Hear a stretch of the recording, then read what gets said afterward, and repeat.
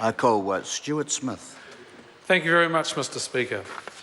The Child Protection Sex Offenders Register Bill, that's really all in the name, and particularly the first two words, it's about child protection, Mr Speaker.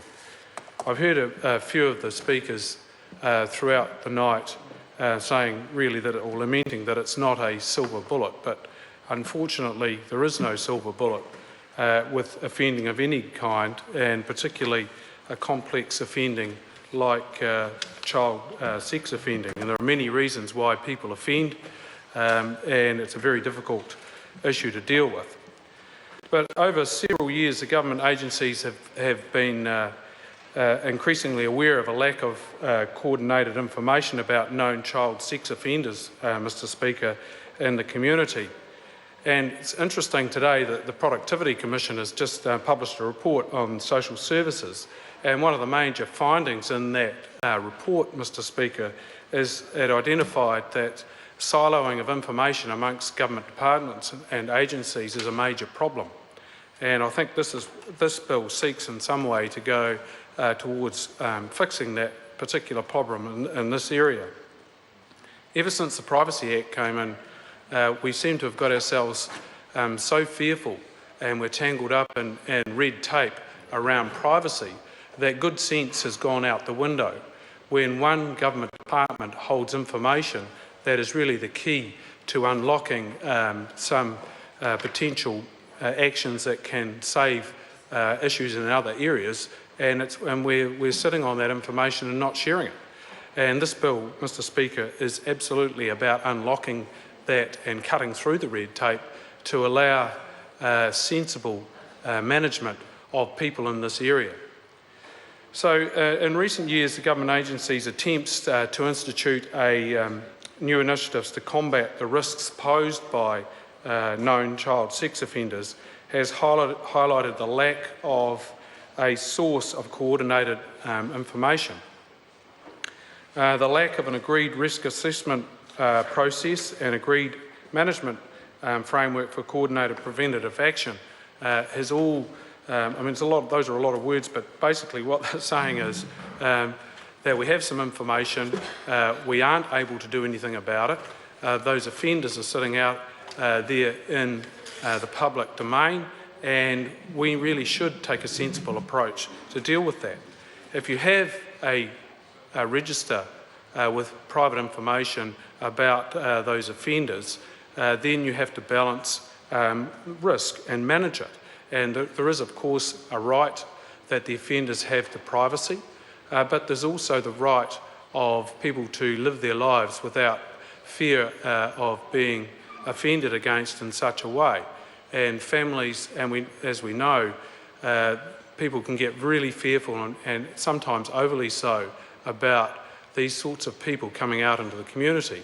And really the measures that are taken in this bill, which I'll talk about in a moment, goes a long way towards managing this in a sensible manner and balancing those risks, as I mentioned earlier. So the bill is about managing risk.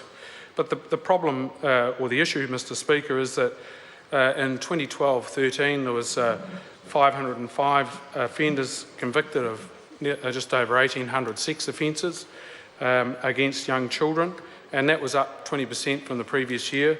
In 2014 it was 451 offences, a number of ACC sensitive claims, particularly for young sexual abuse or people subject to sexual abuse.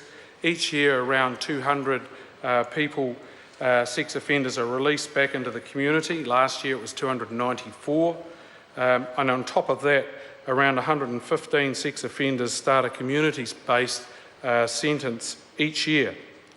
And most of those have no ongoing contact with the justice sector or agencies after they are released. And that is where this bill steps in, and we will be able to have confidence that those people are in contact with the relevant authorities.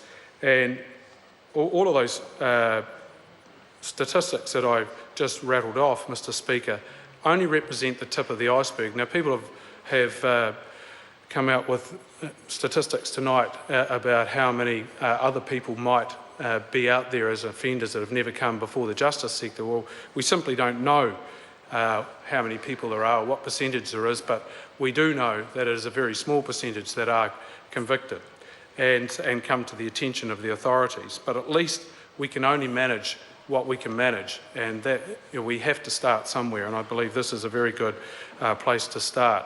And one of the things that was touched on earlier is some of those people who've been subject to the abuse go on to become abusers themselves. So breaking the cycle where possible is very important in my view.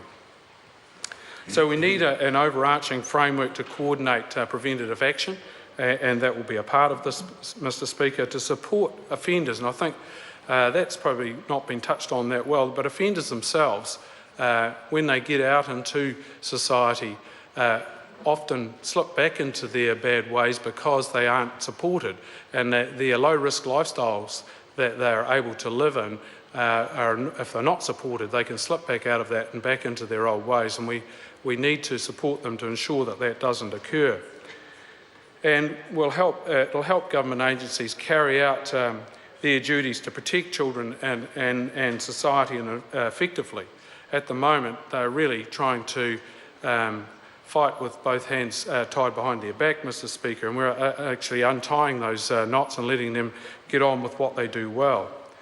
And it will increase support, as I said, for the offenders, but also, Mr. Speaker, it will discourage reoffending by giving those offenders confidence that they are living in a society that being supported in.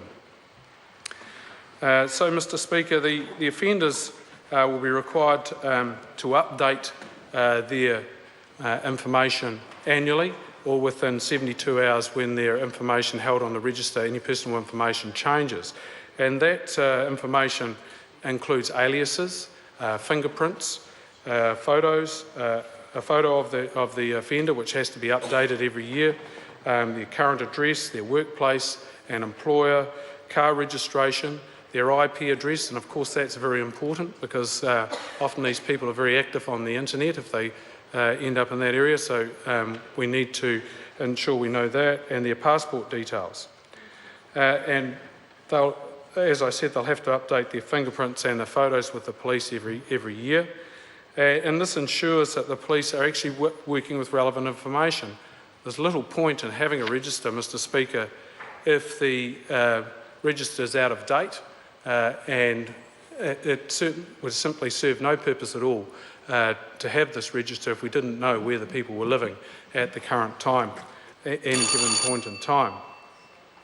So, Mr. Speaker, I think to cut to the chase, I guess, I think this register is necessary. It will limit accessibility to the register, and I think we've heard a few people talk tonight about ensuring it's only one small step from the register to making it fully public. We don't want vigilante activity.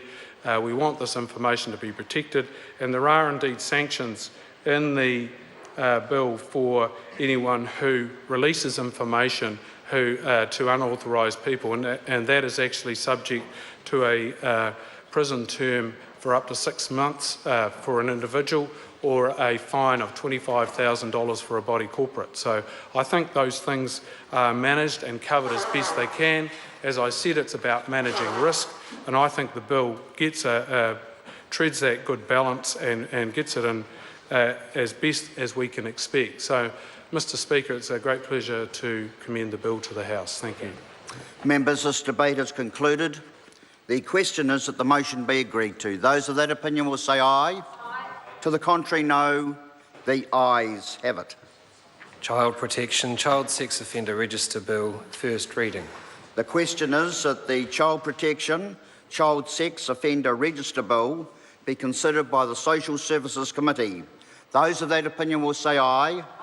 To the contrary, no. The ayes have it. I call on Government Order of the Day number 4.